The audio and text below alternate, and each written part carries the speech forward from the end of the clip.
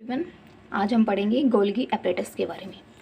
देखिए, ये जो गोल्गी एपरेटस जो होता है, इसका जो नाम है गोल्गी, ये एक साइंटिस्ट था कैमिलियो गोल्गी, उसी के नाम पे पड़ा था। इसमें देखिए, ये जो हमारे गोल्गी एपरेटस जो होते हैं, ये कनेक्ट होते हैं किसके साथ? हमारे ईआर के साथ। जैसे कि ये हमारा कोई क्या था, न्यूक्लियस था, और इसी के साथ ईआर जो है वो जुड़े हुए थे। देन इसी के ऐसे पैरेलली हमारे जो गोल्गी एपरेटस जो होते हैं वो यहाँ पे जुड़े होते हैं। ये यहाँ पे हमने बना दिए गोल्गी एपरेटस, और ये हमारे जो थे वो ईआर थे, यानी कि एंडोप्लाज्मिक रेटिकुलम, और ये हमारा क्या था? न्यूक्लियस था।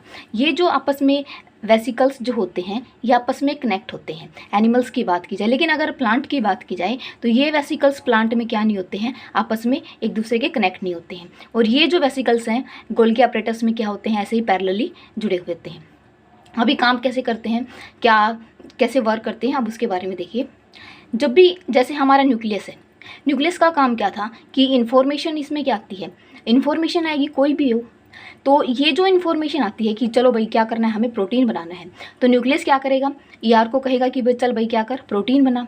बट ईआर जो है वो प्रोटीन की फॉर्मेशन तो कर देता है, लेकिन वो जो प्रोटीन बनाता है वो ओरिजिनली प्रोडक्ट जो है वो नहीं होता। वो क्या बना लेता है, एक रॉ मटेरियल बना लेता है या फिर रॉ प्रोडक्ट बना लेता है, जिसको हमारी बॉडी डायरेक्ट यूज़ नहीं कर पाती। तो जो ये ईआर जो है वो रॉ प्रोडक्ट बनाएगा वो उसके पास ट्रांसफ़र कर देगा। या फिर ये बोल सकते हैं, जो भी प्रोटीन और लिपिड जो है जिनको मॉडिफाई होना होता है, वो यहाँ से कहाँ पे, जीए के पास, मतलब कि गोल्गी एपरेटस के पास पहुँच जाते हैं, मूव कर जाते हैं। और ये जो गोल्गी एपरेटस जो होता है उनकी क्या कर देता है, फाइनलाइजेशन कर देता है, उनको स्टोर कर देता है, उनकी पैकेजिंग कर देता है। ठीक है, तो ये क्या हो गया, इसका गोल्गी एपरेटस का काम हो गया। देन देखिए, ये जो न्यूक्लियस है इसके साथ ईआर जुड़ा होता है, ईआर के साथ ये हमारा जीए जो गोल्गी एपरेटस है वो जुड़ा होता है। ये ऐसे जो होते हैं हमारी बॉडी के अंदर एक सिस्टम बना लेते हैं। ठीक है, ऐसे वर्क करते हुए एक सिस्टम बना लेते हैं, जिस सिस्टम को हम बोल सकते हैं एंडो मेम्ब्रेन। ये सिस्टम क्या कहलाएगा, एंडोमेम्ब्रेन कहलाएगा। अब इसके बाद आती है कि गोल्गी एपरेटस जो होते हैं उसके फंक्शन जो है वो क्या क्या है।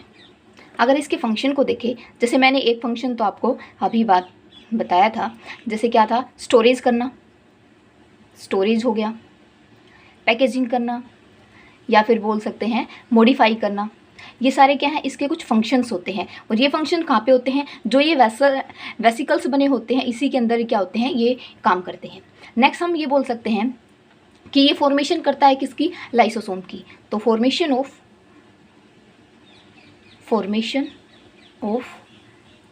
लाइसोसोम्स। अब लाइसोसोम्स देखेंगे आगे क्या होता है, उससे पहले इसका एक और फंक्शन देखिए। ये क्या करता है, जो हमारा गोल्गी एपरेटस है, जो सिंपल शुगर होती हैं उससे बना सकता है क्या, कॉम्प्लेक्स शुगर। तो सिंपल शुगर से कॉम्प्लेक्स शुगर की फॉर्मेशन भी ये करता है। शुगर से क्या हो जाएगी, कॉम्प्लेक्स शुगर जो है वो बना देता है। तो ये क्या थे, कुछ इसके फंक्शंस थे। इसके बाद आता है लाइसोसोम। देखिए, नेक्स्ट हम बोल सकते हैं लाइसोसोम्स के बारे में। जैसे कि हमने देखा, न्यूक्लियस हो गया हमारा या और चीज़ें होगी, उनके अंदर क्या होता है, डबल मेम्ब्रेन लेयर होती है। लेकिन अगर बात की जाए लाइसोसोम्स के बारे में, राइबोसोम्स के बारे में, तो इनके अंदर क्या होती है, सिंगल लेयर मेम्ब्रेन होती है। तो एक यही लिख सकते हैं कि इनके अंदर क्या होगी, सिंगल लेयर मेम्ब्रेन होगी। लाइसोसोम्स जो होते हैं वो छोटे छोटे क्या होते हैं, एक बैग लाइक स्ट्रक्चर होते हैं, और इन्हीं बैग लाइक स्ट्रक्चर के अंदर क्या होते हैं, एंजाइम्स जो होते हैं वो पाए जाते हैं। अब ये एंजाइम कैसे काम करते हैं, अब वो देखिए। जैसे मैंने बताया कि ये क्या होती है, एक सिंगल लेयर मेम्ब्रेन होती है।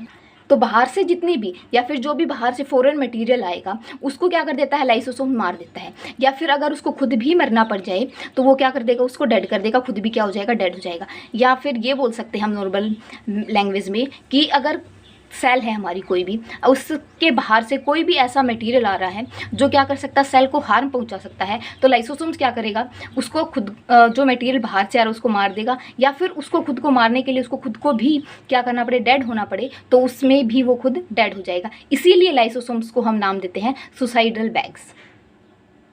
इसीलिए लाइसोसोम्स को हम सुसाइडल बैग्स भी बोलते हैं। अब जैसे मैंने बताया था, ये क्या थे, छोटे छोटे बैग लाइक स्ट्रक्चर थे, और इन बैग लाइक स्ट्रक्चर के अंदर क्या थे, एंजाइम्स थे। और वो एंजाइम्स भी कौन से होते हैं, डाइजेस्टिव एंजाइम्स होते हैं। ये सर्टेन क्या करेंगे, प्रोटीन की फॉर्मेशन कर देंगे, प्रोटीन बना देंगे। और ये जो प्रोटीन्स है वो क्या करेगा, जो भी हमारा प्रोटीन है वो क्या करेगा, एक्ट एज लाइक ए, या फिर ये बोल सकते हैं protein which act as a biocatalyst. अब देखिए बायोकैटालिस्ट क्या होता है, जो बायोकैटालिस्ट होता है, जैसे कि कोई भी केमिकल है और वो केमिकल क्या कर रहा है, कोई भी केमिकल जो किसी केमिकल रिएक्शन के रेट को क्या कर देता है, इंक्रीज कर देता है, उसको क्या बोलेंगे हम, बायोकैटालिस्ट। इसमें और देखिए कि ये जो हमारा लाइसोसोम्स होता है इसकी फॉर्मेशन कहाँ होती है, गोल्गी में होगी, या फिर हम बोल सकते हैं RER में इसकी फॉर्मेशन हो जाएगी। ये कुछ हमारे लाइसोसोम्स के बारे में। देन इसके बाद आता है वेसिकल्स। वेसिकल्स और देखिए वेसिकल्स क्या होते हैं, कैसे हेल्प करते हैं। वेसिकल जो होता है बेसिकली, वेसिकल्स की बात करें, जैसे कि ये हमारा कोई भी सेल्स थी, इसके अंदर ये हमारा न्यूक्लियस था और न्यूक्लियस के साथ ये हमारे ER जुड़े हुए थे, और ER के साथ अगर बात की जाए तो ये हमारे कुछ GA यानी कि गोल्गी एपरेटस जो थे वो कनेक्ट थे। ठीक है, तो यहाँ से कोई भी चीज़ जो है ER से लेके अगर हमें यहाँ तक गोल्गी एपरेटस तक पहुँचानी है तो वो किसकी थ्रू आएगी, तो उसी वो जो चीज़ ट्रांसफ़र होगी वो किसकी हेल्प से होगी, वेसिकल्स की हेल्प से होगी। तो वैसे इसको ट्रांसफ़र करने के लिए क्या बने होते हैं, कुछ कैप्स बने होते हैं, या फिर ये बोल सकते हैं वो कैप्स क्या करेंगे, यहाँ पे ये वेसिकल्स बने होते हैं, ये वेसिकल्स जो भी चीज़ यहाँ से यहाँ पे ट्रांसफ़र करनी उसको यहाँ पे कर देंगे। देन अगर सेल के अंदर या बाहर जहाँ पे भी उस चीज़ को कहीं और ट्रांसफ़र करना है तो यहाँ पे भी ये फिर से वेसिकल्स होते हैं, इसको यहाँ से गोल्गी एपरेटस से वहाँ तक ट्रांसफ़र कर देंगे। ये जो होता है एक लिपिड मेम्ब्रेन होती है, और इसके अंदर जो भी मटेरियल को ट्रांसफ़र होना होता है वो वहाँ से क्या हो जाता है, ट्रांसफ़र हो जाता है।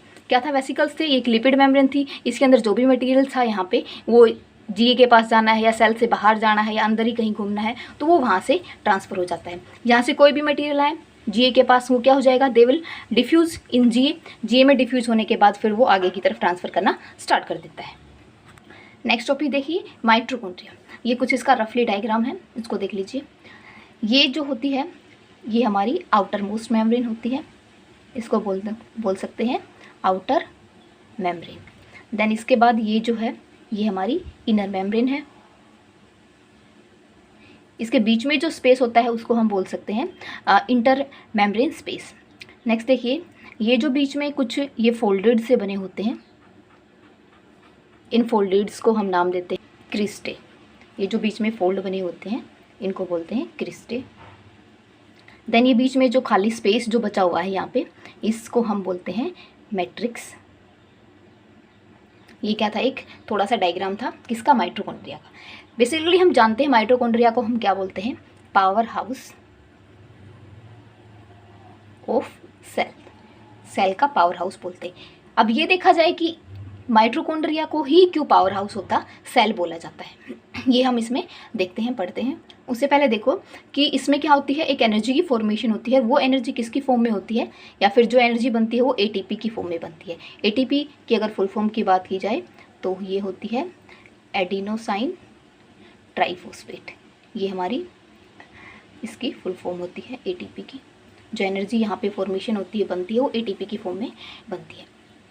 इसके जो ये आउटर मेम्ब्रेन जो होते हैं इसके अंदर क्या होते हैं, कुछ पोर्सेस होते हैं, लेकिन जो इसके इनर मेम्ब्रेन जो होते हैं ये काफ़ी ज़्यादा डीपली क्या होते हैं, फोल्डेड होते हैं। जैसे कि इसमें दिखाया गया है इनर मेम्ब्रेन क्या है, काफ़ी फोल्डेड है, लेकिन आउटर मेम्ब्रेन में कुछ पोर्सेस जो होते हैं वो पाए जाते हैं। अब ये काम कैसे करता है, ये देख कि हमने इसको पावर हाउस ऑफ सेल बोला है, तो वो क्यों बोला है। जैसे हम कोई भी चीज़ खाते हैं, खाना खाते हैं, राइस खाते हैं, तो उनमें क्या होता है, जैसे स्टार्च हो गया, हमारा कार्बोहाइड्रेट होगा, ये उसके अंदर प्रेजेंट होते हैं, और ये डायरेक्ट स्टार्च कार्बोहाइड्रेट हमारी बॉडी यूज़ नहीं कर पाती, तो उसको क्या कर देगी, कार्बोहाइड्रेट स्टार्च है उसको एक सिंपल सब्सटेंस में तोड़ देगी, लाइक एज ए ग्लूकोज की फॉर्म में क्या कर देगी, उसको ब्रेक डाउन कर देगी। और जैसे ही ग्लूकोज बनेगा, ग्लूकोज के बाद भी क्या बनेंगे, कुछ और कंपाउंड बनेंगे। जैसे कि हमारे पास ग्लूकोज के बाद हम बना देते हैं पायरेविक एसिड हो गया, ठीक है, इसको PA को लिख सकते हैं पायरेविक एसिड, ये पायरेविक एसिड बना देता है। देन इसके बाद भी क्या करेगा, ये कुछ और कंपाउंड में टूट जाएगा। जैसे ये कंपाउंड में टूटेगा और ये जो कंपाउंड है, अब यहाँ पे जो कंपाउंड बन गया वो हमारे मैट्रिक्स में पहुँच जाएगा, जहाँ पे हमने लिखा हुआ था ये मैट्रिक्स है, ये जो कंपाउंड है यहाँ मैट्रिक्स में पहुँच जाएगा। और यहाँ पे आने के बाद यहाँ पे क्या होते हैं, कुछ ऑर्गेनिक एसिड की फॉर्मेशन होती है यहाँ पे इस मैट्रिक्स में, और जैसे ही ऑर्गेनिक एसिड की फॉर्मेशन होगी तो ये एक प्रॉपर क्या बना लेते हैं, ऐसे करते करते एक साइकिल बना लेते हैं, और डिफरेंट साइकिल के अंदर क्या करेंगे, ऑर्गेनिक एसिड बनते जाएंगे। और जैसे ये साइकिल वर्क करेगी या फिर इस साइकिल की वजह से ही क्या होंगे, इलेक्ट्रॉन ट्रांसपोर्ट सिस्टम बन जाएगा, और वो इलेक्ट्रॉन ट्रांसपोर्ट सिस्टम जैसे ही मूव करेगा तो मूव करने से क्या होगी, कुछ ग्रेडियंट बनेंगे, और वही ग्रेडियंट जैसे डेवलप होंगे उन्हीं की वजह से क्या होती है, एनर्जी की फॉर्मेशन होती है। तो इसीलिए माइटोकॉन्ड्रिया को power house of the cell बोला जाता है।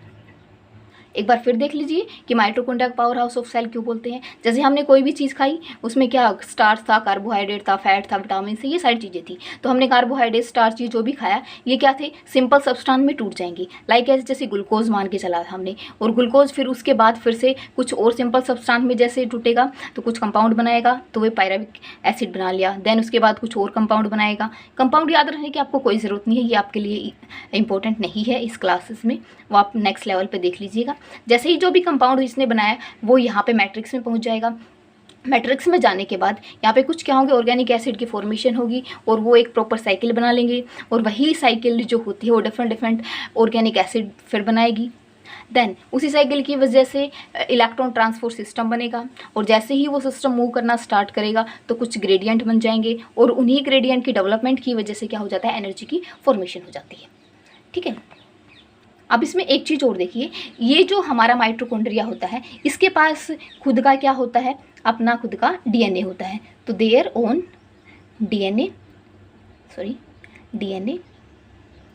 एंड राइबोसोम्स, इसके खुद के राइबोसोम्स और डीएनए होते हैं, और इसीलिए दैट्स वाई इसको हम क्या बोलते हैं, माइटोकॉन्ड्रिया को सेमी ऑटोनोमस के नाम से भी जानते हैं। क्यों? क्योंकि इसके पास क्या होते हैं, अपने खुद के डीएनए या फिर राइबोसोम्स होते हैं वो पाए जाते हैं।